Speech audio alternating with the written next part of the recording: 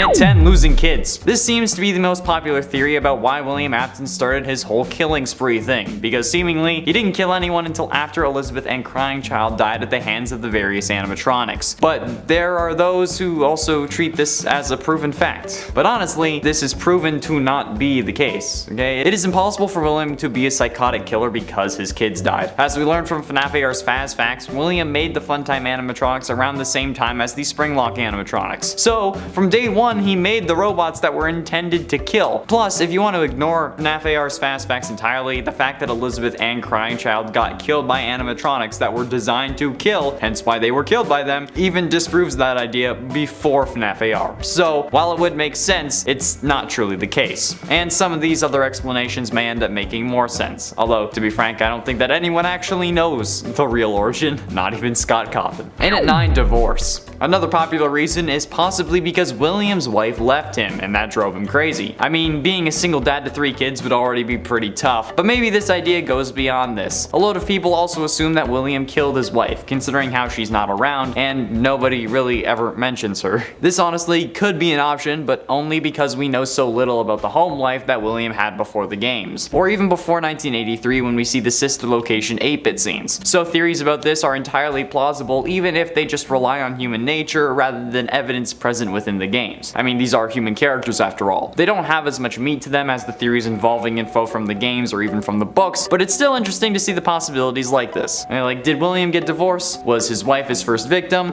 Who knows? Probably not even Scott. Honestly, I doubt William's motivation is something that like he thought of when he was throwing out the last game, when he thought that the game would end up failing. Yet here we are, 9 games and like 8 years later, almost. And it ain't phone guy. Hold on, okay, hold on. Hear me out. I think that there is still the possibility, slight chance that despite what Scott might have said, that the phone guy could still be the killer. Now, this is probably almost definitely not the case. This is a list about speculating, right? Well, what if William is indeed the one recording these training tapes, and what we hear is what we see play out in FNAF 3's minigames? I mean, we thought that this was possible before, but then when they gave him a name, we figured that they were different people. But maybe they also gave us Phone Guy's name without us knowing it. I mean, what other reason would he have to be an Ultimate Custom Night? Unless the vengeful spirit heard the recordings and knew what Phone Guy sounded like? Plus, the animatronics bashing on the door could just be when William goes to disassemble them, which accidentally releases their spirits. But the tape's cut off before he ends up getting spring locked. Because, like, I don't know about you,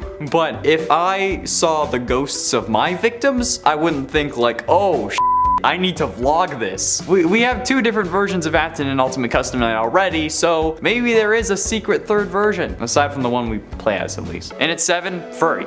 I've joked multiple times about how Afton must be a furry based on his fascination with animatronic suits, even going so far as to corrupt the Glitch Trap character specifically from FNAF VR and make Vanny wear a bunny suit. But what if it's actually true? I mean, yes, the security breach game was called Fury's Rage, but Scott made it a point to clarify that it wasn't Furry's Rage. That seems to me like he doth protest too much. Like, what other explanation is there? Vanny is a new killer, but Afton made her wear a bunny suit which already ties her to him. So what's the point of that if not to actively make a point? The man has a thing for rabbits. I don't know if it was Jessica Rabbit or maybe he ended up watching Space Jam too many times, but Afton has got to be a furry. And this could be the reason that he might have been ostracized and turned into a crazy psychotic killer that targets the same demographic that made fun of him in the first place. Luckily, this guy didn't play Pokemon Diamond, otherwise he'd be too happy to see Lopunny.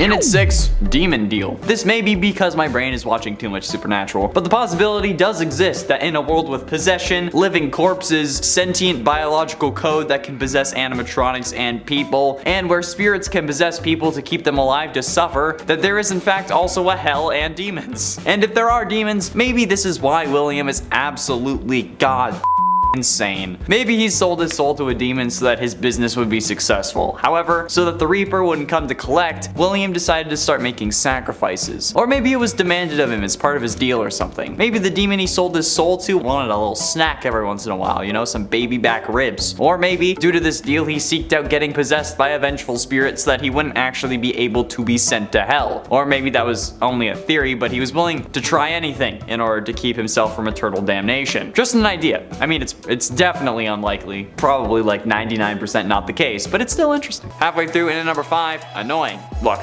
I'm gonna give it to you straight. Kids are annoying. I don't care if you are a kid, if you have kids, it doesn't matter. Kids are annoying as hell. There are these kids who play soccer in the hallway of my old apartment building who had ruined multiple recordings multiple times when I was working from home. Even when they and their parents are told that they aren't allowed to do that, they still let their kids play in the goddamn hall. Soccer, scooters, any form of ball, basketballs, Nerf guns, you name it, they're using it. Hell, I honestly don't blame William at that point. Hell, if we were to like go back into like a stay-at-home order and somehow those kids had followed me to my new building and I had to deal with those creatures again, you'll have to start calling me the purple guy, even more than you already do. And now that I've said that, I am obligated to bring back the ongoing joke that I have a feeling this video is going to get used as evidence in any court cases that I'm a part of in the future. Afton could have been pushed to the brink by all the screaming children at Freddy's and then just wanted some goddamn peace and quiet. Then it just escalated from there. But alas, we will never know. Although, this one, I'd understand, buddy. In at 4, sacrifice. Maybe this isn't about fan art or a demon deal at all. Maybe Afton is just a religious man who worships the old gods, more specifically, the dark ones, and believes, like some ancient cultures, that sacrifice is the key to a peaceful and long life. I mean, in the end, if this is the case, he wasn't wrong. His misdeeds end up getting him possessed, which allows him to live for much longer than he should have without food or water, after being spring-locked for 30 years, and through multiple fires. I mean, if this is his motivation, this would absolutely make sense to him and actually to him be proven true. Like maybe he doesn't know that his body is being possessed, at least until Ultimate Custom Night when the vengeful spirit reveals himself. Maybe until that point he genuinely thought that he was being kept alive by the gods. Hell, maybe even after the one you should not have killed reveals himself, he's still thinking that it's one of the gods instead of one of his victims. Crazy people believe crazy things, right? So who knows? Maybe Afton just thinks he's doing the Dark Lord's bidding in exchange for eternal life, or maybe an end to his suffering after losing his wife, or something like that, okay? There are many explanations, although I doubt that this one is very likely. I still like talking about it. It's fun to explore. Getting close to the end, and at number 3, purple in training. Now there is another dark idea that came to me that could explain what happens in these games. However unlikely, I still think that it's something worth talking about, or at the very least something my sadistic ass wanted to talk about. What if William was training his kids to be just like him?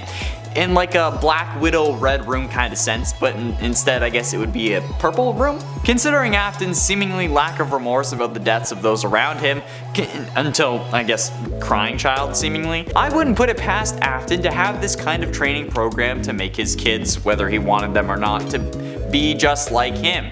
Maybe this is what his father did to him, or maybe it's some sort of twisted family tradition, but then they went off the rails and he had to deal with them. I mean, telling your kid not to go near their favorite animatronic when you seemingly made it to look like her and then allowed it to dispense her ice cream seems kinda mega ultra sus to me. Like, why? Why did you think that would work? Why? But ultimately, in at number 2, time loop. Could Afton be stuck in a Groundhog Day-like scenario? Instead of a day, it's however many years. I mean, this one is absolutely wild and 100% guaranteed not to be the case. But ever since time travel was introduced into the series, it's a whole other thing now. Literally, the first Fazbear Frights book had to do us like that. Anyway, what if William actually started living his life on repeat? The same thing over and over. That would drive anyone crazy. I mean, like, just look at what happened to Bill Murray. But if we ended up thinking about it, if William didn't think that there were consequences and then he went berserk, maybe he started offing people because he could, but then the cycle broke. It's absolutely ridiculous, and again, 100% not the case, but it's pretty interesting to consider. I mean, the time-traveling ball pit had the golden Bonnie and was introduced for a reason, right? Maybe it's to show that Afton is all about time travel, or something along those lines. Again, no way this is real, so don't yell at me in the comments. It's a stupid idea, but it's fun to think about nonetheless. And finally, in at number 1, psychopath. There's also the classic reason that there is no reason, and that William is just your typical run-of-the-mill psychopath who has no remorse for any of his actions. Now, the vengeful spirit, referred to as the one you should not have killed, seems to prevent this theory from being true, since if he had no remorse, nobody would be considered the one you should not have killed. But remember that actually, they named themselves. William didn't actually name them because the manifestations in his head were made by this vengeful spirit who wanted him to suffer. So William might not have considered them, whether it be Cassidy or Crying Child, one that he should not have killed, or at least had a hand in killing, but they could have considered it and like, you shouldn't have killed me because now I'm possessing you. Like, it's entirely plausible that William has no regrets for any of his actions, hence why he continued his killing after losing 2 out of his 3 children to it. I mean, like, he even sent Michael down there to see his sister possessing a robot who then also tried to kill him. So, I think it's safe to say that he probably doesn't care about losing people that he should love. He probably only had kids to actually seem normal, like those who are considered psychopaths or more commonly sociopaths. They do things to try and fit in, usually. And at 10, kids. Now this one is at the top because I know some people would be mad if it didn't make an appearance at all. However, this theory has since been disproven. The idea that Afton started killing because he lost his children seems like a reasonable excuse to go on a killing spree. However, we know that he designed the Funtime animatronics with their deadly capabilities in mind, since Elizabeth bites the dust thanks to the baby animatronic before her brother bites it in 1983, the same year that William killed Charlotte. So the animatronics were designed for killing before the original missing children's incident of 1985. Plus, he could have very well killed Charlotte before Crying Child kicked the animatronic bucket. So it's impossible that William wanted to kill after his kids died or because his kids died, since their deaths are a direct result of him wanting to kill. You don't build robots with giant claws and storage tanks that are the perfect size for a kid and have an animatronic lure them in with ice cream by accident.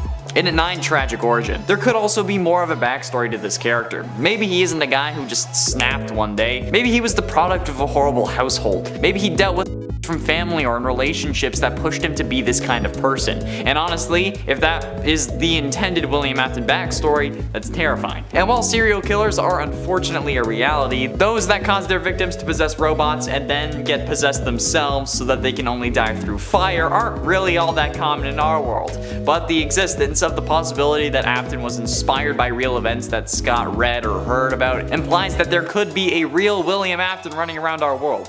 And until Scott gives up his inspiration, if any, we're gonna be terrified about that. And a buyout. This could also be about business, however. William could have wanted to take control over Fazbear Entertainment, and could not have had the money to buy Henry out or activate the shotgun clause in their contract. A shotgun clause being a special provision in a partnership contract used to force a partner to sell their stake in the company or buy out the other partner, basically forcing one of them out of the company. They exchange offers until basically one of them bows out, so that William, in this case, would be alone. William may know that Henry has enough money to reject a shotgun offer and counter, forcing William to leave, so killing the missing kids could have been a way to get Henry to consider leaving. And when that didn't work, he moved on to Henry's daughter Charlotte, who possessed the puppet and made everything more complicated. Or at least he did it to get him to want to leave to begin with. Henry eventually did end up leaving, since we see in FNAF World that Baby kills Henry in that game. And since she was also present in the FNAF 6 location, maybe that story still remains true. And at 7, accident. Now, aside from me, maybe this whole deal was an accident, right? Maybe more so than just his kids getting killed by robots intended to kill. Maybe William's real first victim wasn't Charlotte. Maybe he did kill his wife, but accidentally. Maybe they were a bit too rough, or maybe she had a condition that made her susceptible to falling or something, and William accidentally tripped her. Maybe when that happened, in whatever way it did, William saw the life leave her eyes and liked it, but then wanted to see how it would look on a kid. So he set about making robots that would help him see it. But his kids got instead. But then he still liked the sight of it so much that he continued. Maybe he wasn't built like it, but the sight of watching someone die, maybe even his wife or lover, awakened something deep within him that then propelled him to kill. It's nothing new, it's happened to plenty of people before, but William is dangerous. He knows how to cover his tracks. Despite the absolute buffoonery of his methods, the cops were none the wiser. Or maybe he was just paying them off. And at 6, caught. There are plenty of reasons William could have started killing. He's a smart and proficient killer at this point, but have we considered the fact that he wasn't always the killer we know? Everyone has to start somewhere. So what if after doing some form of illegal or killer-like activity, he was caught and then had to take his first human life? He could have found Susie's dog on the street and then been caught by her, thus making him William need to kill her too? It goes slightly against the story we've come to think, since we assume that he used her dog as a way to lure her to the back rooms and then put her in the Chica suit, but there has to be something more here that we're missing. He could have been caught by her parents maybe and had to kill them, but realized adults put up too much of a fight. Or maybe he was caught torturing the dog by his wife, who he then had to kill, driving him further down the rabbit hole, pun intended. Everything is a possibility until we know the truth. Halfway through in at number 5, meta theory. Now honestly, this isn't possible, not even in the slightest, unless Scott had some seriously messed up story in mind. But my meta theory is just because I want a chance to yell in this video. And to be frank, this would be my serial killer origin if I was Afton, okay? What if somehow, some way, William ended up seeing the FNAF Rule 34 art that's online, specifically about his various forms, particularly Springtrap. I mean, that would be pretty blasphemous if I'm honest. And time travel does exist in the FNAF universe thanks to Into the Pit, so in theory Afton could have gone to the future and seen the absurd Springtrap fan art and then gone back and had been so flabbergasted and traumatized from seeing himself lubing up Troll Tower that he went nuts and started killing the people responsible for his horrific perversion of his life. Whether it be specific people that did that or just the demographic that would grow up to then do that, okay? It could have just been the ships as well, like seeing himself shipped with the likes of animatronics that his kids end up possessing would certainly cause me to lash out. So yeah, not possible in the slightest, but funny as hell to think about, and frankly, understandable. In it 4, deal with the devil. This could be literal or metaphorical. William could literally have made a deal with some form of demon that required him to kill someone or even kill kids specifically. And considering how there are ghosts and how people can be possessed and robots can be possessed, we can't put aside the fact that there might be a devil.